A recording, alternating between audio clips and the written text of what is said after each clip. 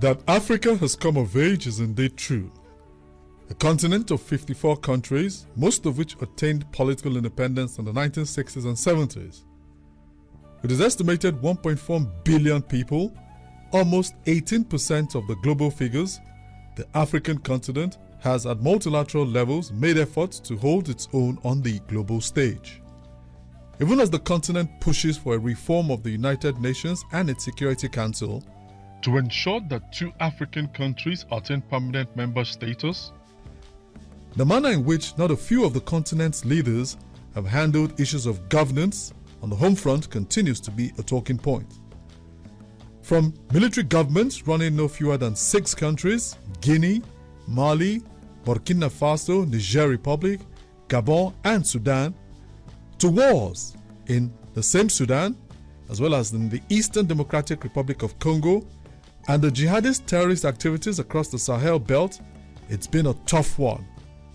The continental body, the African Union, only weeks ago held its annual summit, with the leaders pledging to tackle the myriad of issues with which the continent is faced.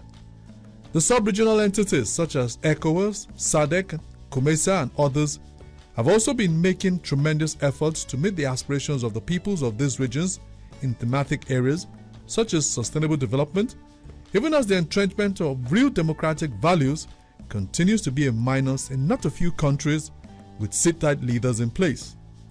The contestation for land, its resources and management by state and non-state actors, and the impact of climate change on Africa has also been topical. At the last COP28 held in Dubai, what did the continent come away with? Adaptation is at the heart of Africa's climate action, while the more inclusive framework of the global goal on adaptation established at that same event marks substantial advancement. African parties pointed to the low ambitions and lack of decisions on the means of implementation.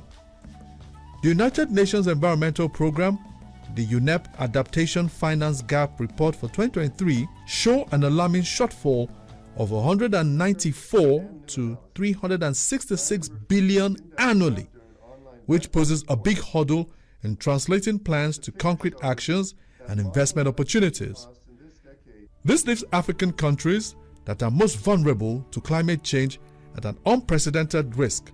Without fair and equitable access to finance, the continent will not act effectively. The agreement on the first day of the COP28 to set the Loss and Damage Fund in motion with $792 million in pledges was welcomed by developing countries, especially those in Africa that bear the brunt of climate change. The continent has experienced extreme weather events ranging from floods to droughts and heat waves, leaving a trail of destruction and fatalities. According to the World Resources Institute, Africa will require between $290 billion and $440 billion between 2020 and 2030 to finance loss and damage needs, which points to the huge gap between what's been promised and the reality on the ground. The report by that body remains on the Loss and Damage Fund to establish its 26-member board, and the evaluation scheduled for 2027 will show progress towards this initiative.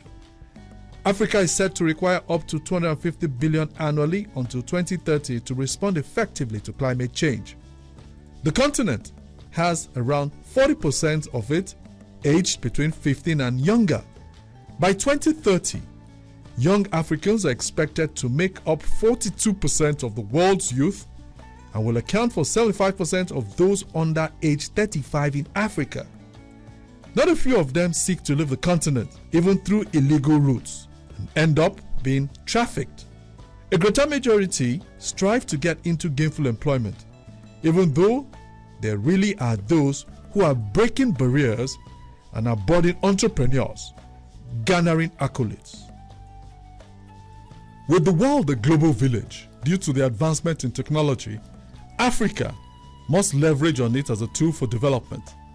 The Savannah Center for Diplomacy, Democracy and Development, in partnership with the Stimson Center in Washington, D.C. and 18 other partners, put together this African Regional Dialogue, as a prelude to September's Summit of the Future holding under the auspices of the United Nations, and he has as its theme the Africa we want and the United Nations we need. He is wishing all delegates from Africa and beyond fruitful deliberations.